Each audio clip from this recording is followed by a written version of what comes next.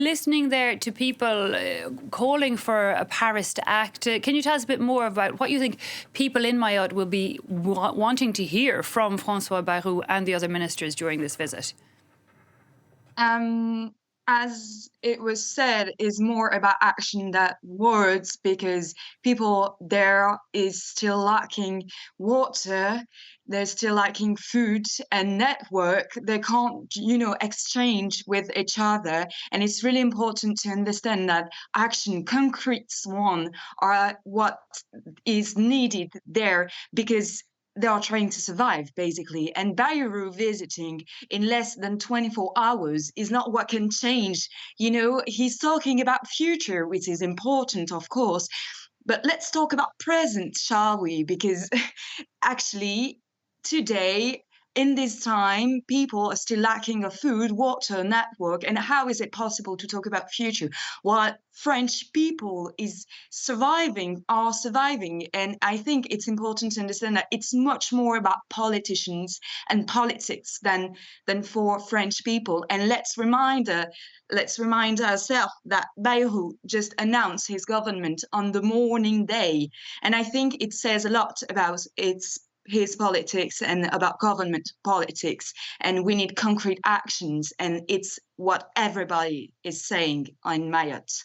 Now, we are in as 2 weeks since that cyclone hit. We heard from some locals a little bit earlier saying that, well, there was a big cleanup at the weekend of some of the roads, and they're hoping that that wasn't just for the ministers. Can you give us a better idea of what the situation is like there today, 2 weeks on since this cyclone, when we saw that entire, shanty towns had been completely flattened? There was even questions over to how many deaths there might be from this cyclone.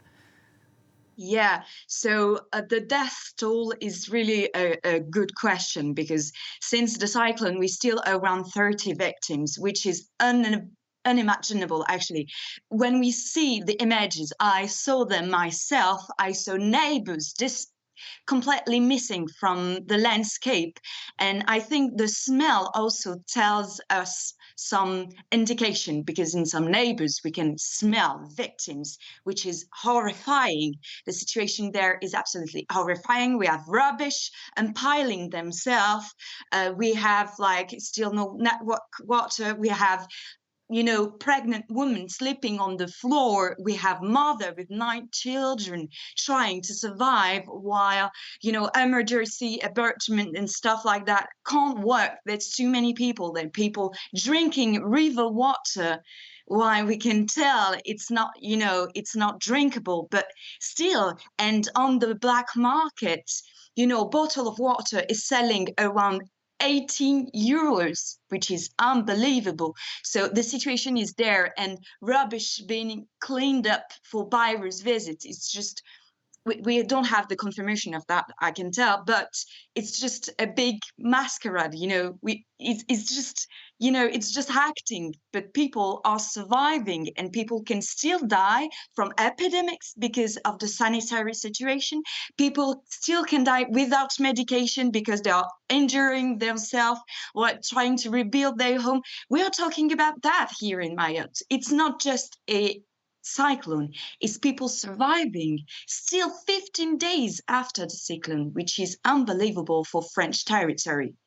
Indeed, and I just remembering as you speak there, Inés, even the main hospital so badly hit by that cyclone. But we're also hearing people say that yes, the cyclone was incredibly destructive, and it sounds like people still there in a very precarious condition, but that the problems were there long before the cyclone. Can you tell us more about that?